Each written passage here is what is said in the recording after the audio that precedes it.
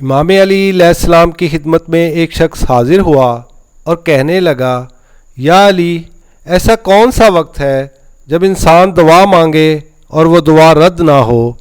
تو امام علی علیہ السلام نے فرمایا، میں نے اللہ کے رسول صلی اللہ علیہ وآلہ وسلم سے سنا ہے کہ 3 موقع ایسے ہیں جب اللہ دعا رد نہیں کرتا۔ وہ پوچھنے لگا، یا علی، وہ کون سے لمحے ہیں؟ امام علی علیہ السلام نے فرمایا، جب انسان کا جسم کانپنے لگے، اس وقت مانگی ہوئی دعا اللہ رد نہیں کرتا۔ دوسرا، جب دل میں اللہ کا ڈر ابھرنے لگے، اے شخص، اس وقت مانگی ہوئی دعا اللہ رد نہیں کرتا۔ اور تیسرا، جب انسان کی آنکھیں نم ہو جائیں، اس وقت مانگی ہوئی دعا اللہ کبھی رد نہیں کرتا۔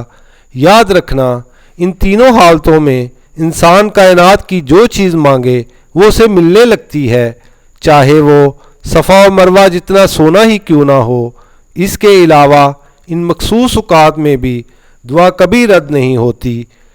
لیلۃ القدر کی رات، جمعہ کا دن، ماہ رمضان، افطار کے لمحات، رات کا پچھلا پہر، ختم قرآن کے وقت، باران رحمت کے وقت، نماز ادا کرنے کے بعد کا وقت، اذان اور اقامت کا درمیانی وقت، حج اور عرفات کے قیام والا دن۔